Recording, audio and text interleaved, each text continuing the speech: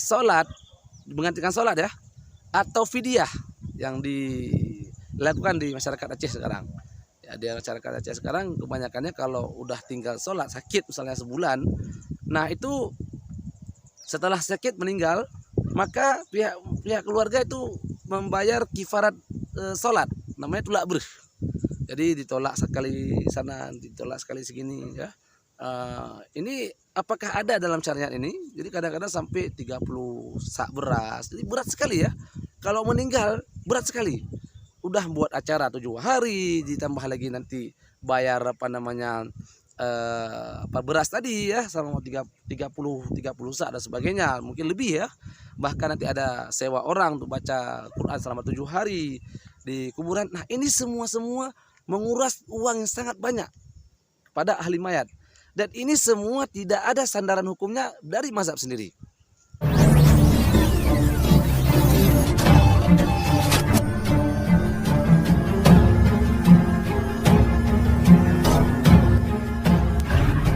Asak Kaki Channel Dakwah.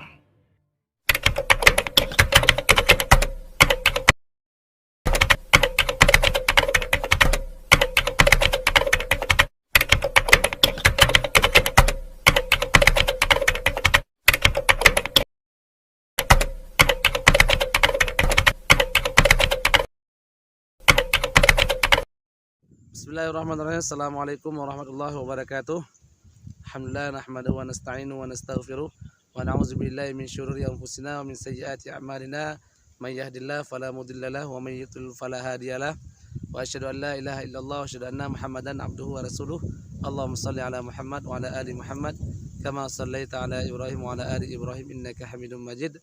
Allahumma barik ala Muhammad wa ala ali Muhammad kama barakta ala Ibrahim wa ala ali Ibrahim innaka Hamidum Majid. Amma ba'd. Alhamdulillah, pada kali ini kita diberikan kesempatan oleh Allah Subhanahu wa taala untuk melanjutkan lagi klip kita, pengajian kita, belajar kita dalam sesi yang masih belum selesai, dilanjutkan lagi tentang masalah kematian. Ya, sudah kita bahas kemarin itu masalah kenduri 7 hari, kemudian masalah kuburan ya, masalah bangunan kuburan. Nah, akhirnya yang hari ini yang akan saya bahas adalah permasalahan yang sangat penting pula yang saya lihat, menurut saya lihat dan menurut yang saya lihat dan saya kaji dalam kitab-kitab mazhab Syafi'i khususnya ataupun mazhab-mazhab yang lain, atau secara hukum, secara hadis ataupun secara ayat Quran, itu agak terdapat kejanggalan ataupun situ terdapat permasalahan yang perlu dibahas, tentunya dalam konteks fikih dan konteks hadis serta penerapannya dalam kultural masyarakat Aceh kita. Yang ingin saya bahas adalah sekarang ini fenomena yang terjadi di Aceh yang mungkin jarang dilihat ataupun mungkin ada di tempat lain tapi jarang saya lihat dan tidak pernah saya dapatkan. Itu masalah tulak breh ataupun bayar kifarat salat. Oke. Sebelumnya saya ingin menyampaikan tentang hukum salat itu bagaimana. Ijma' para ulama, semua ulama, tidak ada yang khilafiyah di sini bahwasanya salat 5 waktu itu adalah salat yang harus ditegakkan tepat pada waktunya, tidak boleh keluar walau sedikit. Karena inna salata kanat 'alal mu'minin kitaban mawquta. Jadi salat itu telah ditentukan oleh Allah terhadap orang-orang mukmin, terhadap orang mukmin waktu-waktunya, dan tidak boleh sebelum ataupun sesudah. Makanya salat ini adalah ibadah yang sangat berbeda dengan ibadah-ibadah lainnya. Misal puasa atau haji atau zakat. Kalau kita melihat puasa, misalnya orang yang sedang kelelahan yang berat ya, seperti bekerja sangat berat sehingga dia tidak sanggup berpuasa, maka dia diperbolehkan untuk meninggalkan puasa. Atau dia dalam keadaan sakit atau dia dalam keadaan perjalanan, safar, maka di situ kondisinya dia boleh meninggalkan puasa. Nah, ini ijma' para ulama semua akan hal tersebut dan ini sudah lumrah di kalangan kita semua. Sehingga kalau ada orang tua yang tidak diharapkan kesembuhannya sakit, maka dia boleh menggantikan dengan bayar fidyah. Nah, ini tentunya dalam masalah fidyah ini sudah dijelaskan ya oleh para banyak ulama dan di sini juga banyak dilakukan oleh orang-orang masyarakat kita. Nah, ini sesuai dengan fikih. Nah, artinya dalam puasa ada masa-masa kita boleh tidak berpuasa dan ada masa-masa kita boleh meninggalkan puasa. Artinya syariat membolehkan. Begitu juga dengan haji. Haji itu bagi orang yang mampu. Artinya kalaupun kita mampu dari segi finansial tapi tubuh kita tidak sanggup dalam artian sakit, maka boleh tidak berhaji. Bahkan kalau kita meninggal boleh digantikan dengan badal haji namanya. Nah, ini juga sudah ma'ruf dan sering dilakukan oleh masyarakat kita dan sesuai dengan fikih. Nah, namun salat, adakah dalil ataupun adakah perkataan ulama yang sangat jelas berdasarkan referensi, berdasarkan hadis yang mengatakan kalau meninggalkan salat itu boleh dalam keadaan tertentu. Kita kalau kita melihat fikih-fikih, kita membuka kita fikih, bahkan kita buka hadis, itu tidak ada satupun hadis ataupun kita fikih yang menganjurkan yang menganjurkan kalau kita ninggal sholat, boleh tinggalkan sholat dalam keadaan tertentu. Bahkan kalau kita melihat perang dalam keadaan perang saja yang sangat berbahaya, kita kalau silap bisa terbunuh, tapi sholat tetap wajib ditegakkan, bahkan disunahkan jamaah. Disunahkan jamaah juga. Ya, nah ini ada di dalam kitab fikih dan itu sangat jelas. Begitu juga dengan perjalanan misalnya sakit yang diperbolehkan dalam sholat ini selama waktu ini bukan meninggalkannya tapi mengurangkan rakaatnya. Misal seperti kasar, orang lagi bersafar dia boleh mengkasar sholatnya jadi 4 jadi 2. Nah ini boleh di sini artinya boleh, bukan boleh meninggalkan tapi boleh mengurangkan rakaatnya. Nah bagaimana dengan orang sakit? Apakah orang sakit ini boleh meninggalkan sholat?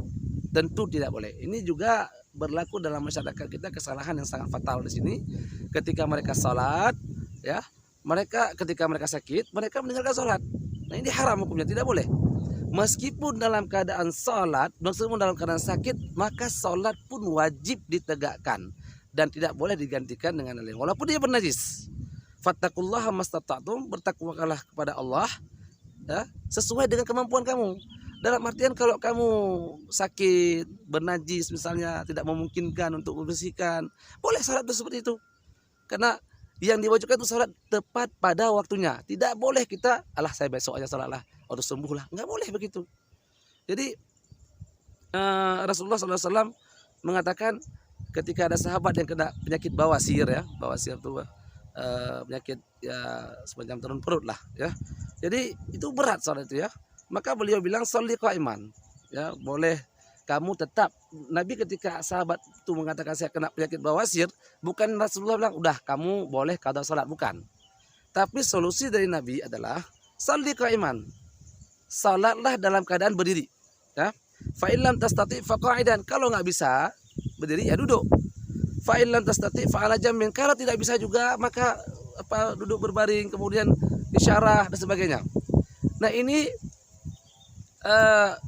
di sini dapat kita ambil fikihnya bahwasanya tidak ada sholat itu keringanannya boleh ditinggalkan seperti puasa atau haji atau ibadah yang lain, tidak ada. Nah maka kalau ketika ada ulama yang berpendapat, contoh Imam Subki dari mazhab Syafi'i, beliau pernah mengqadhakan sholat dari kerabatnya karena tinggal sholatnya kemudian diqadha oleh beliau. Ini pendapat Imam Subki tidak bisa jadi rujukan karena ini memang berbeda dengan pendapat ulama-ulama mazhab yang lain. Contoh Imam Syafi'i sendiri tidak pernah mengatakan ada rukhsah, ada keringanan dalam sholat ini. Karena sholat ini adalah hal yang paling berat. Jadi sebagaimana sudah kita hafal bahwasanya sholat itu tiang agama barang siapa yang menegakkannya maka menegakkan agama, barang siapa yang meruntuhkannya maka meruntuhkan agama. Dia tidak melakukan. Itu jelas sholat yang paling penting itu sholat, tidak boleh ditinggalkan. Karena itu kalaulah yang dilakukan Imam Subki tidak tidak berdasarkan dalil baik dari mazhab sendiri tidak ada kesepakatan hal itu. Jadi semua yang digunakan oleh orang yang menggunakan sholat, menggantikan sholat atau fidyah yang dilakukan di masyarakat Aceh sekarang. Di masyarakat Aceh sekarang kebanyakannya kalau udah tinggal sholat sakit misalnya sebulan, nah itu setelah sakit meninggal maka pihak keluarga itu membayar kifarat sholat, namanya tulak brih.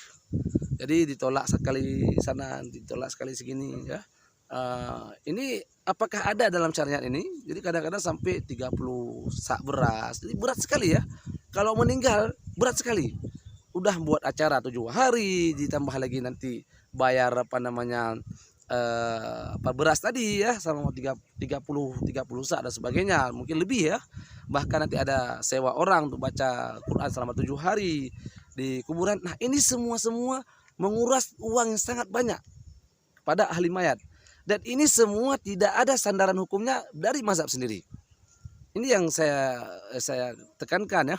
Artinya dalam mazhab sendiri kan kadang-kadang berbeda ya. Tapi perbedaan ini perlu kita lihat di mana apa yang menyebabkan mereka berdalil seperti itu. Ternyata semua yang saya simpulkan dari bacaan saya ya itu berpunca pada puasa ataupun haji yang boleh diqadha.